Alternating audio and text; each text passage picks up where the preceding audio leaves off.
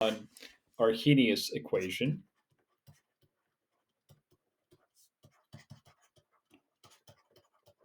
So we heard the name Arrhenius when we were talking about acids and bases, but Savante Arrhenius was a Swedish scientist, and he's done quite a bit of work in physics and chemistry.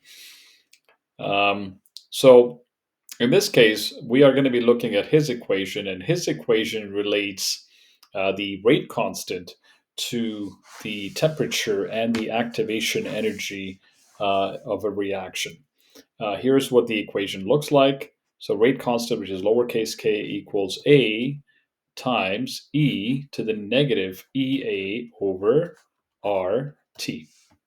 Now, this equation looks a little bit daunting, but if you're an IB, I'll explain to you specifically what you need to know so you don't have to worry too much about it. We don't really have to do uh, a whole lot with this equation. You just need to know the two main parts of this equation, and then we are going to be doing stuff to this. So we'll be looking at other versions of this equation, and those are the ones that you are going to be asked questions about more. So the two components that you need to know are A, and then this part here, e to the negative EA over RT. So A is what's called the Arrhenius constant, or also known as the pre-exponential factor. Um, and essentially, when you find the value of A, you will see that typically it's a constant. And what A tells us when we solve it, it basically tells us the frequency or the number of collisions with proper orientations, or number of molecules colliding with proper orientations.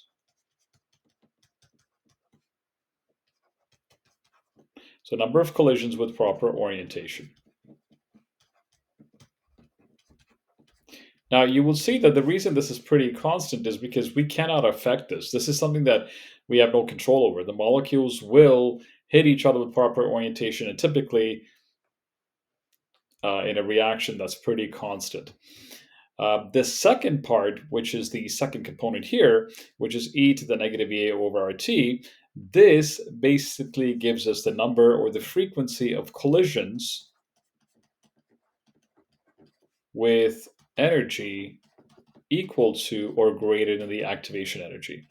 So what that means now is that this, when you solve e to the negative EA over RT, this will give you the number of collisions that are actually successful. If you go back to collision theory stated that molecules must collide with proper orientation, right? And the other thing is that they must also collide with sufficient energy, and that sufficient energy is to overcome activation energy. Now, if you don't remember activation energy is the minimum collision energy that's required to start a reaction. And you will see that this energy is required to break reactant bonds. We can go back to the kinetics unit and you can review this. But if the molecules or the particles the molecules reacting with each other don't have that required energy, they will not have any successful collisions, and as such, they will not form products. So the Arrhenius equation, like I said earlier, basically relates the activation energy, the rate constant, the activation energy, and the temperature of a particular reaction. We already know that if I lower the activation energy of a reaction, that's going to increase the value of K, because that's going to increase the rate of the reaction. We also know that if I were to increase the temperature, my K value also goes up. Why? Because in this case, my rate goes up. And if you recall, um, the larger the K value, or the faster the rate of reaction, the larger the K value. So as far as the actual original equation is concerned here, you just need to know the two components. You need to know that, what A tells you and what this second component tells you. Remember that we have no control over this one, because the molecules will react based on their orientations. We do have control over this one, because I can affect the temperature and I can also affect the activation energy. This component tells you the frequency of collisions with proper energy or energy equal to or greater than activation energy. You can also reword this and say this is the frequency of successful collisions.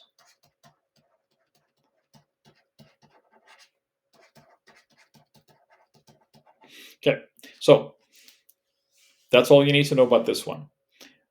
What else do you need to know? Well, here are some of the bigger questions. If you apply log rules to that particular equation, so this is my equation again, k equals a times e to the negative ea over rt. We're not going to go through the proof of this, but if you apply log rules to this, you will end up with natural log or ln k equals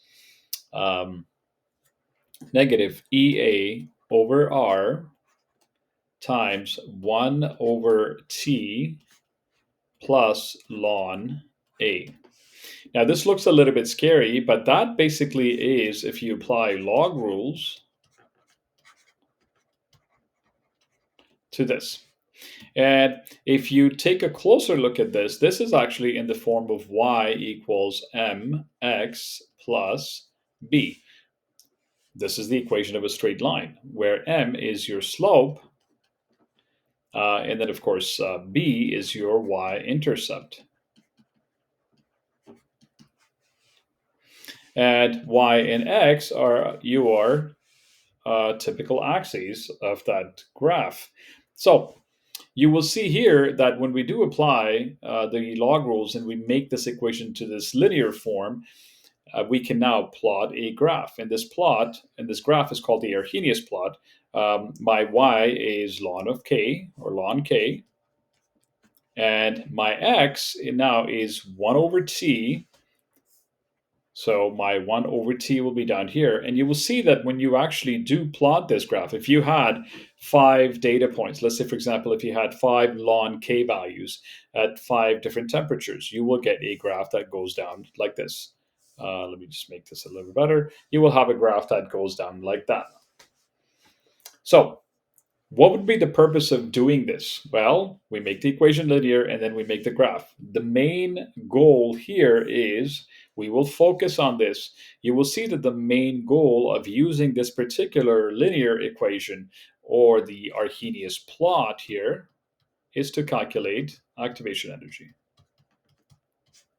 So how do we calculate activation energy? Well, if I go take a closer look here, you can see here that activation energy is right there. And you can see that if I were to compare that to the y equals mx plus b, that right there is my slope, and the slope is actually equal to negative ea over r. So m here is equal to negative ea over r. You will see that if I have this plot, now I can find the slope. And if I have the slope, that means I have m. R, I forgot to mention here, r is the universal gas constant. You guys learned this in gas laws.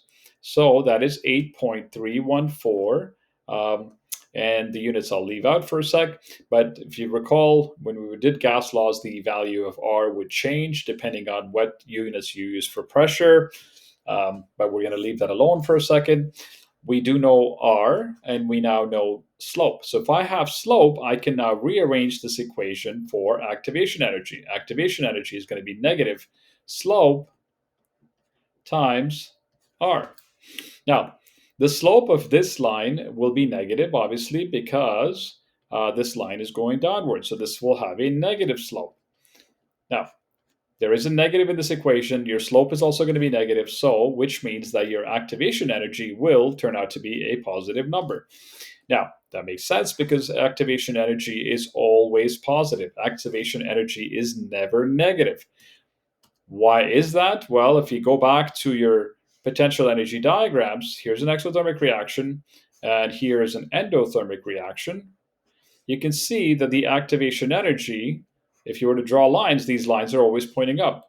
Activation energy is always energy that is input into the system, or it's always required. It's never released. Energy that is released will be shown by an arrow that's coming down.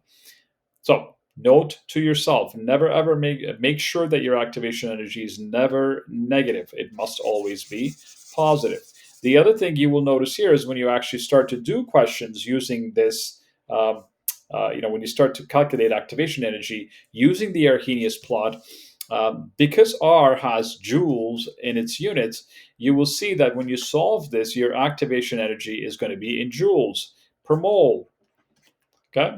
Activation energy is expressed in kilojoules per mole, so you're going to have to convert that to kilojoules per mole by dividing by 1,000. So this would be a bigger question here. So if you're an IB, an easy question would be where they will give you the graph and they would ask you to calculate activation energy. If you have the graph, then all you have to do is you're going to have to find the slope. And then what you're going to have to do is you're going to use this equation right here. You're going to use m equals negative EA over R. You're going to rearrange it for activation energy and calculate activation energy. The only thing you keep in mind is that activation energy is in kilojoules per mole. Now, this question can become a little bit cumbersome if they ask you to make the graph. That's the only thing IB can do to make this a little bit more challenging for you. So if they do give you a data like this, let's say, for example, they give you ln K, let's say this is 10, this is 20, I'm just making these numbers up, 30, and then 40, and then they will give you the temperature as, let's say, by the way, this temperature always has to be in kelvins. So let's say this 200, 300, 400, 500. If you were asked to make the Arrhenius plot, it will be ln K versus 1 over T, which means you would have to convert all of these temperatures into 1 over T and then plot your graph. So this would be 1 divided by that, 1 divided by that, 1 divided by that, and 1 divided by that, and then you plot your graph. Your graph will always look like this. This is also handy if you wanted to do a lab on this. If you wanted to do a lab where you wanted to find the activation energy for a particular reaction, you would need to do 4 trials in this case. Now, 5 would be ideal, but you would need to do 4 trials. You would need to find 4K values at 4 different temperatures and then plot the graph, and then you can go ahead and calculate activation energy using the slope. Now, the last part or the last version of this that you need to know is the what I call the algebraic uh, version of it.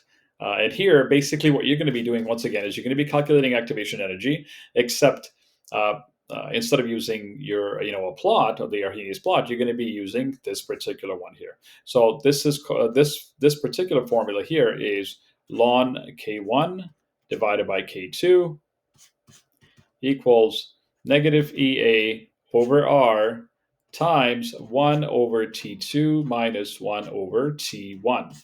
Now, this equation looks a little bit scary, and this equation is essentially derived from that linear equation right here by just dividing 2 of them together. You don't need to worry about how we got here. Uh, Basically, what you will be given in these types of questions would be a K1, you'll be given a K2, and then you'll be given a T1, and you'll be given a T2. You would take those 4 values, plug them in here, and you would find activation energy. Just keep in mind, once again, that activation energy will be in kilojoules per mole. In this case, you have R, so your answer from here will be in joules, but you'll have to divide that by 1,000. So if you wanted to rearrange this for activation energy, now if you don't know how to rearrange, you can just solve these individually, but your activation energy would be equal to ln K 1 over K2 times R divided by 1 over T2 minus 1 over T1. And there is a negative here, I believe. And then I don't believe there's a negative here. I hope I'm not mistaken there. We can double check that. But so this is going to be your equation here. The only thing you have to keep in mind here is that that temperature here has to be in kelvins. And you do this and you go ahead and solve it and you're good to go. So quick summary. As far as the Arrhenius equation is concerned, you need to know the main components of the original equation, which are these two. So you need to know what A means. You need to know what this tells you, or A tells you. That's one. You need to know the linear form of this where apply log rules. This is negative EA over R times 1 over T. That's a capital T. And plus ln A. That's the equation of line. So y equals mx plus b. You would be making a plot of y versus x, which is ln k over 1 over t. And then you would be calculating, you would focus on the slope. So you would take this part right here, and you would take m equals negative EA over r and isolate EA. Okay. Remember that if you had to make a graph, it would be ln k versus 1 over t if they give you the temperatures, and that temperature has to be in Kelvin. And the last one is ln k1 over k2 equals EA over R times 1 over T2 minus 1 over T1. And this one is just basic algebra. You'll be given two K values at two different temperatures. So you'll be given K1, K2, for example. Let's say this is 10, this is 20. Your T1 is 200. Let's say, for example, your T2 is 300 Kelvin. Typically, IB will give you these in degrees Celsius. You're going to have to change them to Kelvin. To go from degrees Celsius to Kelvin, you simply add 273. Okay, and that's it.